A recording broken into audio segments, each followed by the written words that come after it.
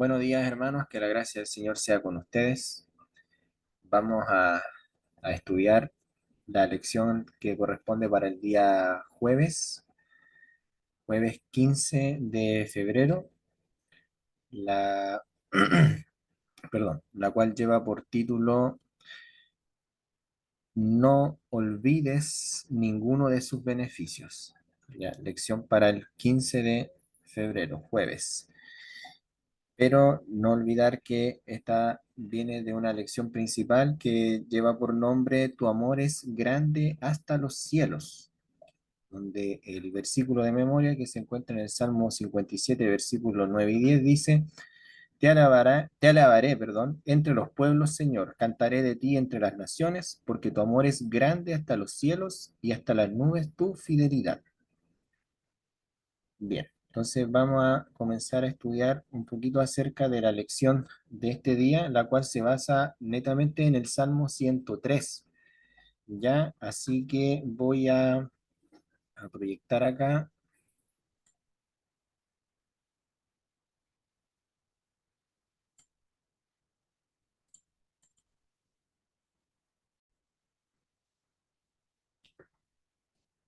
la palabra, sí, vamos a estar aquí proyectando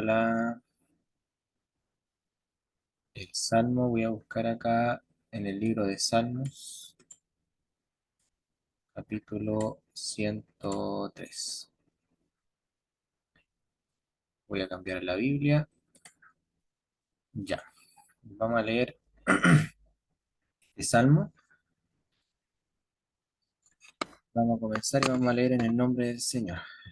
Dice así, Salmo 103, versículo 1 en adelante, dice, bendice alma mía a Jehová, y bendiga todo mi ser su santo nombre.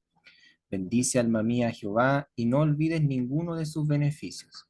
Él es quien perdona todas tus iniquidades, el que sana todas tus dolencias, el que te rescata del hoyo tu vida, el que te corona de favores y misericordias, el que sacia de bien tu boca, de modo que rejuvenezcas como el águila. Jehová es el que hace justicia y derecho a todos los que padecen violencia. Sus caminos notificó a Moisés y a los hijos de Israel sus obras. Misericordioso y clemente Jehová, lento para la ira y grande en misericordia.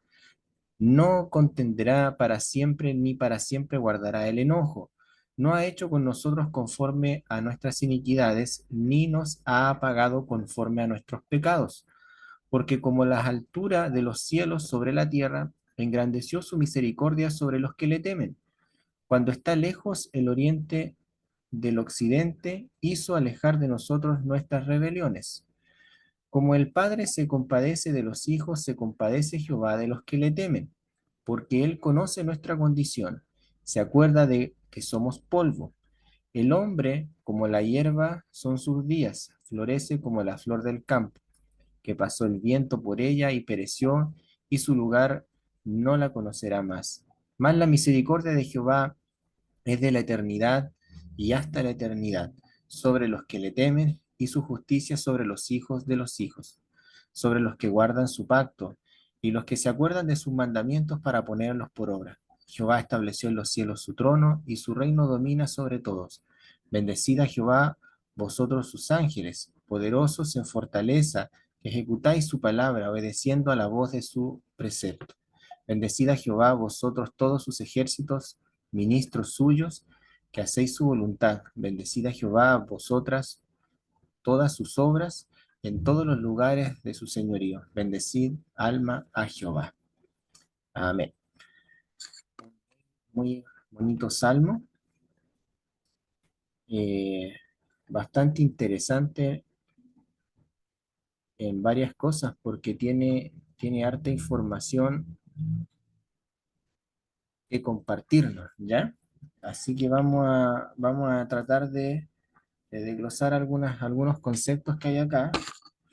Para eso voy a cambiar la Biblia en este caso. Vamos a poner esta que aparece con los números Strong del diccionario.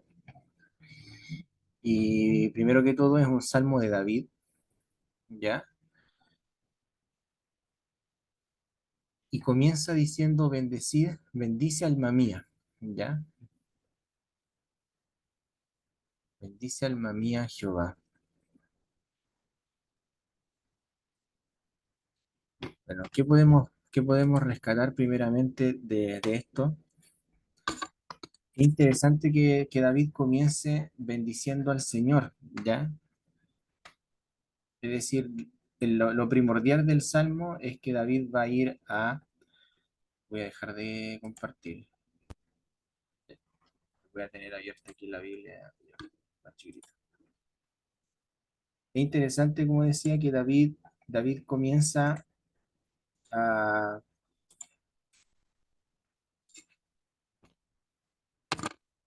Él comienza a bendecir al Señor. Es decir, el principio del Salmo está en adorar al Señor. ¿Ok? Ahí comienza el Salmo a adorar al Señor. Entonces, es bastante interesante esa parte. Puse de nuevo la Biblia para que así no me ven a mí, ven la Biblia. Ya, decir, el comienzo y la base del Salmo va a ser la alabanza a Dios. ¿Ok? Eso es bien interesante. Y eso es bastante importante. ¿Ok? ¿Y por qué va a alabar a Dios? Porque comienza a enumerar las razones del por qué. ¿Ya? Y fíjense que, porque él dice, el que es el que perdona todas tus iniquidades y el que sana todas tus dolencias.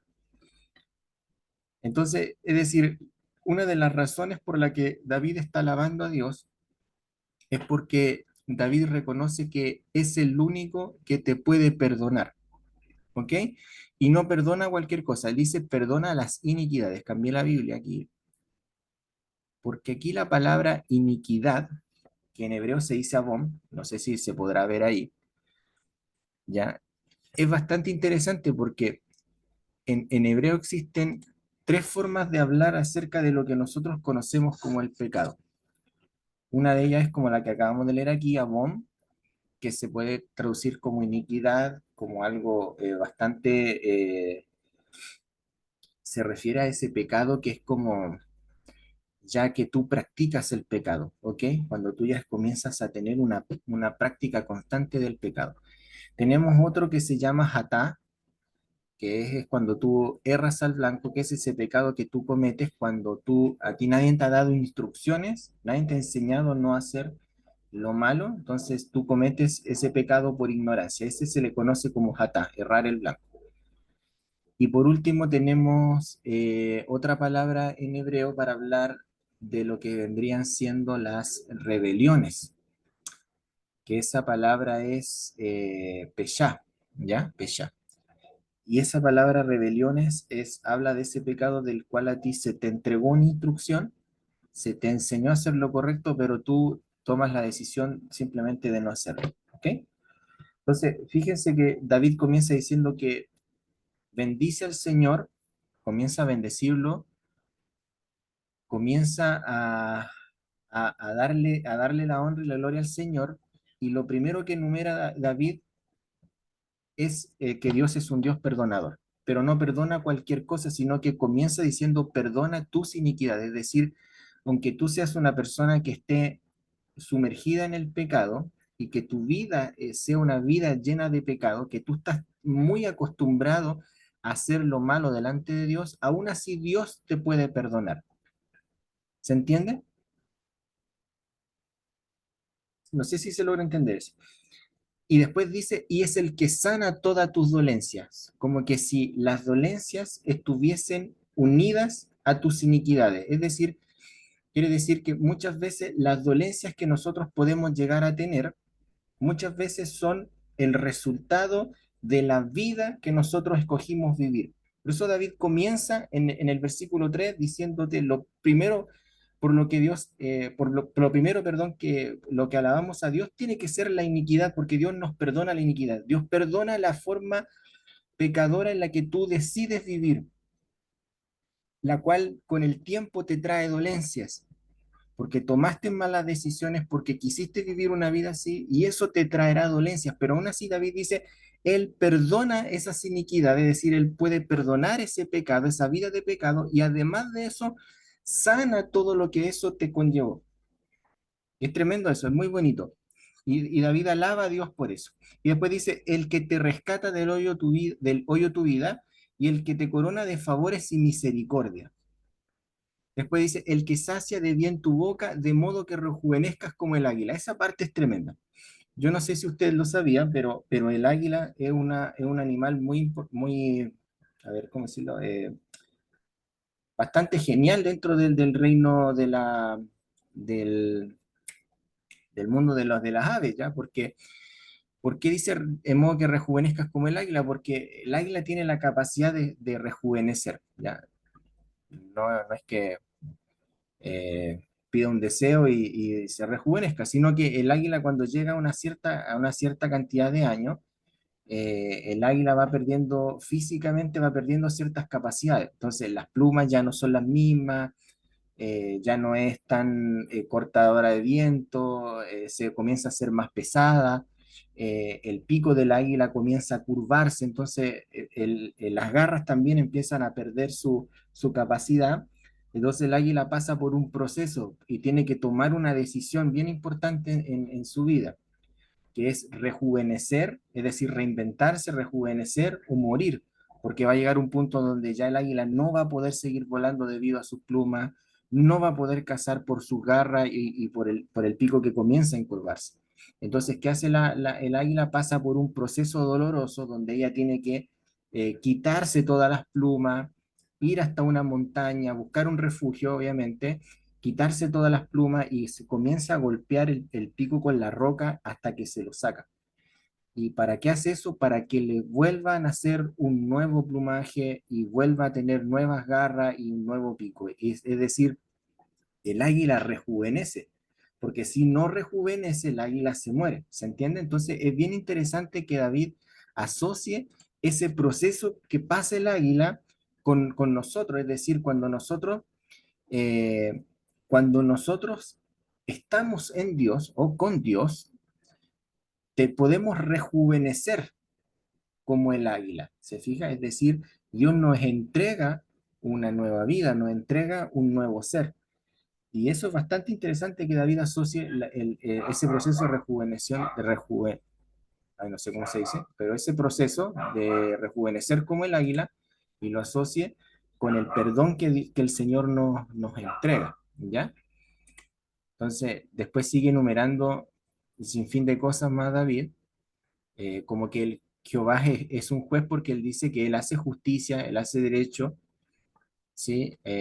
A todos los que padecen violencia. Después dice, y sus caminos notificó a Moisés y a los hijos de Israel sus obras, ¿ya?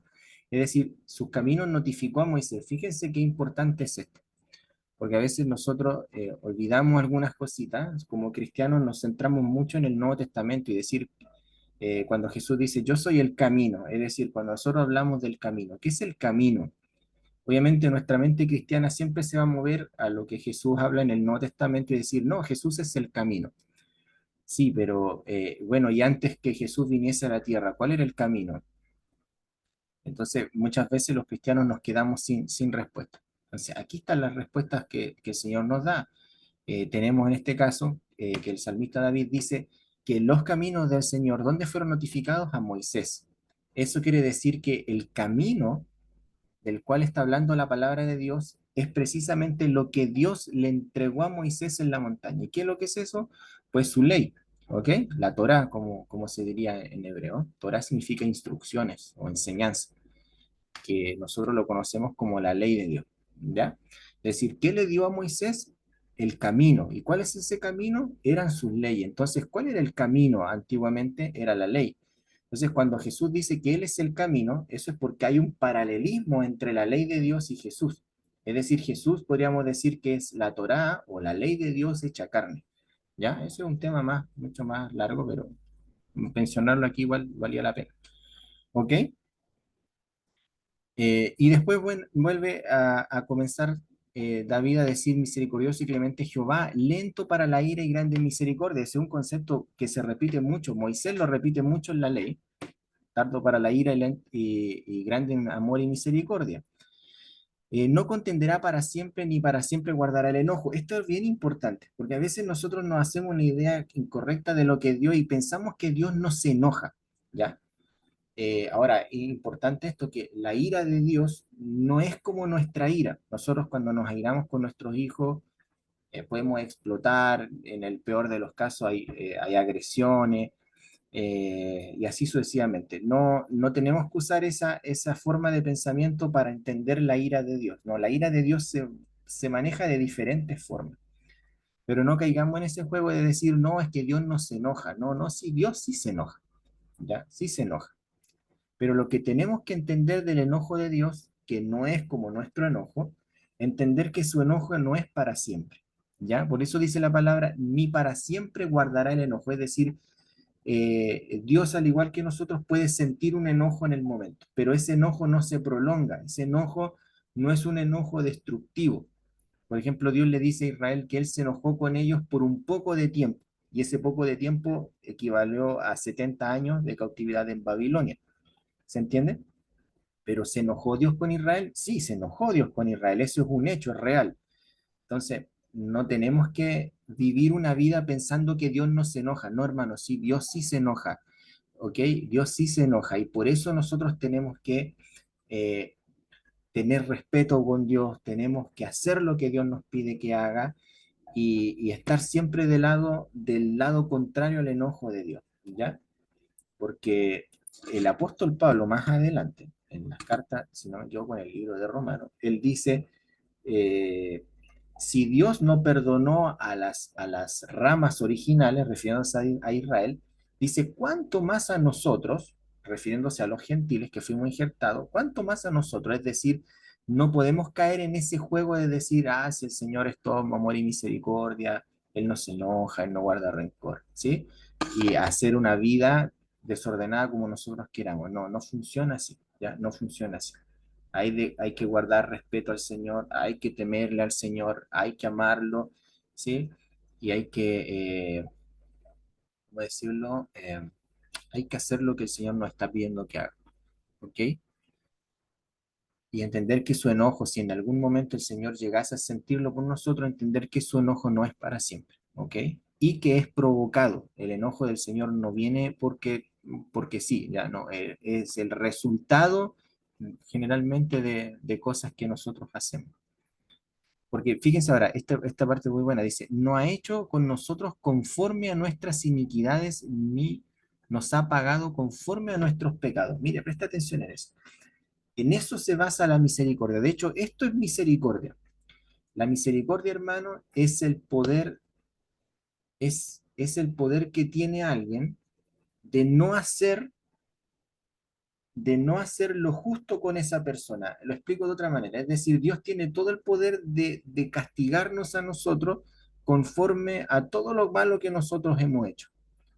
Pero el Señor tiene el poder para hacerlo. Pero el Señor escoge no hacerlo y nos da a nosotros perdón, nos entrega a nosotros bendiciones, ¿sí? Elige bendecirnos en vez de maldecirnos, cuando tiene todo el poder y toda la autoridad para maldecirnos, porque nosotros hemos hecho las cosas mal, no siempre estamos haciendo lo correcto, entonces el Señor tiene todo el derecho a ir en contra nuestro, pero el Señor escoge no hacerlo. Y eso es bastante interesante que él dice, que la palabra dice, no ha hecho con nosotros conforme a nuestra iniquidad. ¿Ya? Lo dice, porque como las alturas de los cielos sobre la tierra engrandeció su misericordia sobre los que le temen. Miren qué importante esto. ¿El Señor tiene misericordia del mundo entero? Sí, es verdad. Sí, Él tiene misericordia y Él acepta a todas las personas que vengan. Pero prestan atención a esta parte. Y por eso es bien importante que nosotros prestemos atención al detalle de los textos bíblicos, porque dice, porque como las alturas de los cielos sobre la tierra engrandeció su misericordia. ¿Sobre quiénes? ¿Sobre todos? No, dice sobre los que le temen, ¿ok? Sobre los que le temen. Y el Salomón, el hijo de David, más nada adelante escribirá en el Proverbios 18, dice que el temor de Jehová es alejarse de todo mal, ¿ok? Ese es el temor de Jehová, es alejarse de todo mal. Entonces, bien interesante eso que decir, las personas que escogen hacer el bien y no hacer el mal son las personas que alcanzarán y serán y Dios tendrá misericordia de ellos, ¿ok? Es decir, no es algo como que, no, si total, la misericordia es para todos. Sí, es verdad, Dios tiene misericordia para alcanzar al mundo entero. Pero, en este caso, la palabra del Señor dice, sobre los que le temen. Cuando está lejos el oriente del occidente, hizo alejar de vosotros nuestras rebeliones. Mire qué importante eso, el Señor, es decir, todo ese pecado que nos consumía, el Señor lo aleja de nosotros. Y como el Padre se complace en los hijos, se complace Jehová de los que le temen. Nuevamente lo vuelvo a decir. ¿Sobre quiénes se complace Jehová? Sobre los que le temen, es decir, los que se alejan del mal. Porque el que conoce nuestra condición se acuerda de que somos polvo. Miren eso. Es decir, es increíble cómo Dios ve esta parte, porque dice, se compadece de nosotros porque Él conoce nuestra condición. ¿Y qué somos nosotros a la larga? A la larga, ¿qué somos? Somos mero polvo, ¿no, hermano? Impresionante, ¿eh? El hombre como hierba, dice, como la hierba son sus días, florece como la flor del campo que pasó el viento por ella y pereció en su lugar y no la conocerá más. Más la misericordia de Jehová es desde la eternidad de hasta la eternidad sobre los que le temen, nuevamente, vuelvo a decirlo, y su justicia sobre los hijos de los hijos, sobre los que guardan su pacto y a los que se acuerdan de sus mandamientos para ponerlos por obra. Miren, miren qué importante esto, por eso es bien importante que entendamos que las promesas de Dios y que los beneficios de Dios son cosas, hermanos, que se pueden activar, ¿ok? Tienen un botón, tienen un interruptor. Y ese interruptor, aquí en este caso, en este salmo, lo podemos ver acá en el temor, porque no es primera vez, ya lo hemos repetido 3 veces, dice, que la misericordia de Dios es eterna. ¿Sobre quiénes? Sobre los que le temen, ¿ok? Y su justicia sobre los hijos de los hijos, sobre los que guardan el pacto. Es decir, nosotros estamos en un pacto, el que llamamos el nuevo pacto. Y es importante que conozcamos las cláusulas de ese pacto, que conozcamos el pacto en su totalidad. Hay muchos cristianos, hermanos, que no tienen idea de qué es el nuevo pacto o las cosas que cambiaron del nuevo pacto con el pacto mosaico. Ya, muchos ni siquiera saben cuántos pactos han habido a lo largo de la Biblia, que todos se han ido superponiendo arriba de otro, ¿ya? Y para dar una visión más clara del Mesías. Eh, Nosotros tenemos que ser conocedores del pacto, así como conocemos nuestros contratos de trabajo, que sabemos lo que tenemos que hacer y lo que no tenemos que hacer, así debiésemos conocer el pacto de Dios con nosotros. Por eso dice el Señor que Él y su justicia sobre los hijos de los hijos, sobre los que guardan su pacto,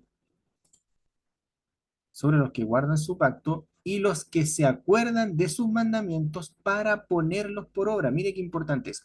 Es decir, la misericordia de Dios, los beneficios de Dios, el perdón de Dios y todas estas cosas están sobre aquellas personas que le temen, que guardan su pacto y que guardan sus mandamientos y los ponen por obra. ¿Ok? Y después termina casi siendo Jehová estableció en los cielos su trono y su reino domina sobre todo. Bendecida Jehová, vosotros sus ángeles poderosos en fortaleza, que ejecutáis su palabra, obedeciendo a la voz de su precepto. Yo creo que eso, hermano, no tenemos mucho que comentar, porque los ángeles son mucho más obedientes que lo que seríamos nosotros. Ya si el Señor le da una orden a un ángel, el ángel ni siquiera cuestiona al Señor. ¿Ya? Ellos ejecutan tal cual el Señor les dice. Y de alguna manera David lo dice así para que nosotros también seamos como los ángeles en ese aspecto. Después dice, bendecid a Jehová vosotros todos sus ejércitos, ministros suyos, y haced su voluntad. Bendecid a Jehová vosotras todas sus obras en todos los lugares de su señorío. Bendice alma mía a Jehová. Vamos a dejar de compartir aquí. Entonces, pudimos ver, hermano, lo maravilloso que es este salmo. Algo que sin duda alguna David escribe eh, basándose en la vivencia que él tiene con Dios. Recordemos que David es una persona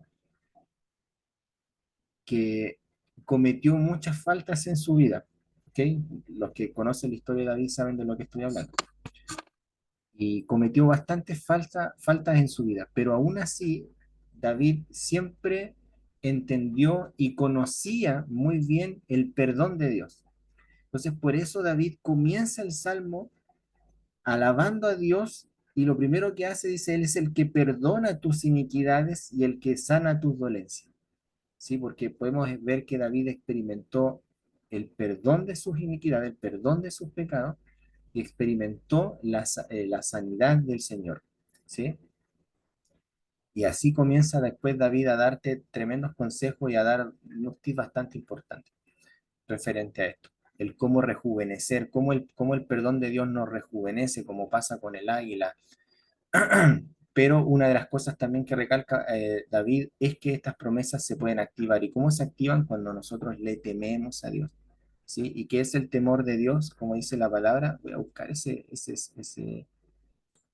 texto y ahí lo voy a compartir con ustedes, que está en Proverbios 8, que dice que el temor de Jehová es alejarse de toda mal. Ya, a ver, estoy aquí con el Proverbio 8, déjenme buscar el versículo y lo proyecto. Sin enseñanza, porque mejor la sabiduría que las piedras preciosas y la sabiduría. Ah, aquí está, ya, voy a compartir ahora. Comparto y para que lo vean. Ah, aquí está, mira. Proverbios 8:13 dice, el temor de Jehová es aborrecer el mal, la soberbia y la arrogancia, el mal camino. A ver si cambio la versión, la Kadosh. Dice, el temor de Jehová es odio a todo el mal. Yo odio el orgullo y la arrogancia, senda maligna y duplicia de lengua. Lavín diría, respetar a Jehová es odiar el mal.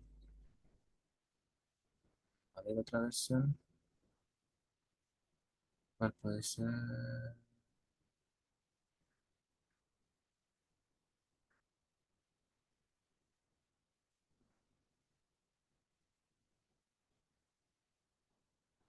95 decía, el temor de Jehová es aborrecer el mal. Sí, son todas parecidas. Pero el punto es ese, es decir, el temor de Jehová. ¿Qué es lo que es el temor de Jehová? Es aborrecer el mal, es decir, es no hacer el mal, es tener la capacidad, obviamente, de reconocer lo bueno y lo malo y simplemente escoger hacer el bien y no hacer el mal. Eso es temer a Dios. Entonces David te entrega la clave de decir que todas las promesas del Señor se pueden activar, se pueden activar cuando nosotros escogemos temerle a Dios, ¿sí?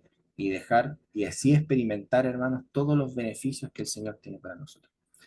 Entonces, hermanito, ya habiendo llegado al fin, perdonen si se extendió un poquito, dejarle esta lección para el día de hoy, decirles que temamos a Dios, es decir, escojamos hacer el bien y no el mal, acordémonos de su pacto, y los que no saben en qué consiste el pacto, hermano, leamos lo que está ahí escrito en Jeremías 31 acerca del nuevo pacto, leamos lo que está escrito en Hebreo, donde habla acerca de las diferencias del pacto, eh, y guardemos su mandamiento y pongámoslos por obra.